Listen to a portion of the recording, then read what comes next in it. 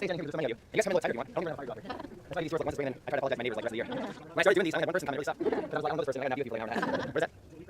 It grows the best in summertime. I can get an 8-inch high grass in like 5 days from seed. I let it grow, I cut it, juice it, let it grow a second time, juice that, and then it's kind of like just running on fumes, so I just kind of compost it. Or like tortoise. I go home and trade. So I'll get like 10 trays going at once on the shelf, and I'll stagger them 5 days apart or so. So I always got one cooking. Or just go to Whole Foods and buy it for $2 a shot.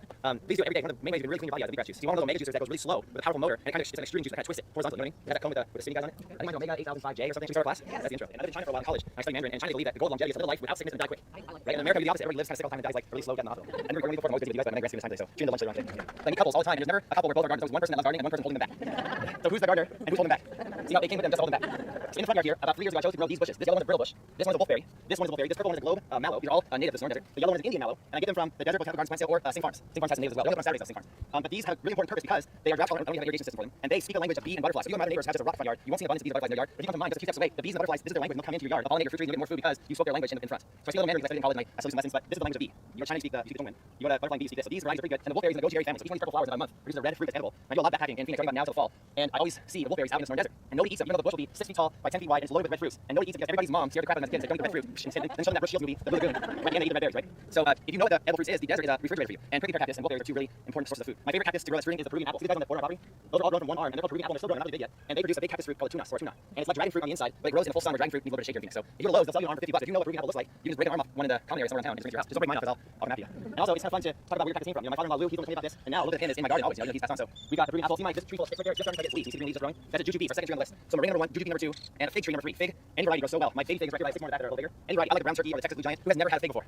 Who has never had a ripe fig before that's not hydrated. You gotta grow them. They're so amazing. They fruit twice a year and they grow great here. And pretty much any fruit in the Bible is what we should grow. Like figs and all this stuff. So number, is that 3 trees now? Number 4 is date palm. Any female fruiting date palm. So these palms are not a date palm. Where's that California fan palm? But the one over behind you guys over there behind that pine tree, that is a date palm. So let's say that date palm is about 25 years old. And if that had dates on it in about 6 months from now, you eat one, plant the seed. It'll grow a tree that could be a male, only produces pollen. It could be a different variety that you don't like. The only way to get the date palm that you want to eat is to take a pup off the bottom of the mom. So see on the bottom of that tree, all those kind of suckers? It looks like a skirt. Those are all extra palms. There's like $3,000 a date palm on that tree. If someone were to dig those tops off and sell them for $300 a piece, they would sell. And those would be the exact same tree as the mom. We are in one of the most rare climates on the planet for growing dates. You know, like the Middle East and Phoenix and Southern California. Florida has harsh growing dates, it's so humid. So really, number 1 tree you should plant in your garden is a female fruiting date palm of any variety. And then learn through my YouTube videos how to pollinate it. The whole series coming out. I'm just going to how to pollinate your dates to maximize your production. Any kind of citrus. Citrus trees right here. That's number 5. Okay, any kind of citrus. I like tangelos and mandarin quats. I like grapefruit. I like the cara navel orange, which is pink on the inside. I also like any kind of pomelo.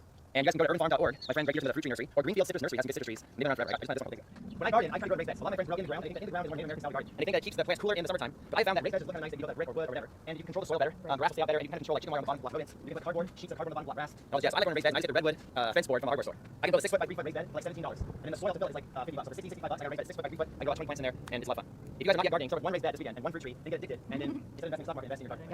So this is a fennel plant. Tastes like licorice. It's a really good butterfly attractor. This is the worst raised beds I've grown some weird stuff. Potatoes out of the ground, New Zealand spinach, some new sweet peppers, more potatoes. And this bed is newly planted with a Jerusalem artichoke called sunchoke. And that one just popped up that one right here in the front. So in 2 months, this will be a huge bed of sunflowers. And underneath the ground are the tubers of potatoes. A sunchoke or a Jerusalem artichoke eaten raw like water chestnut or cooked like a potato. So you go to Whole Foods, spend $6 a pound of sunchokes. Come on, half plant them. We'll never have to buy sunchokes again. When I grow raised bed, I build the box. I just build a box of wood, put it on the ground like a coffin. I bury somebody inside it, and I put it around.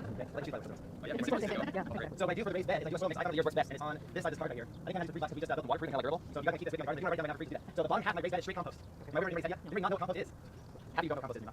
Compost and dirt are different things, right? The dirt is what my driveway made out of, it's like clay. Compost is a living organism, and it's usually black, and it's what the plants want to grow in. So the compost is your vegetable broth in the soup. In the top half of the raised bed, I do a mixture of worm castings, more compost, coconut coir, also called coconut pith, and rock dust minerals. The problem with eating organic food nowadays, I think that we're organic, it's kind of BS. We have kids and I say bullshit. Because it's very corporate now, and they're doing anything they can just have a label. So who knows what the soil was like with that food, but either it was organic, it could have been depleted soil. That's why you go to the store and eat a beautiful piece of fruit, it tastes like nothing from the soil. They're designing and they are growing the food to look great on the shelf, but it's just water inside.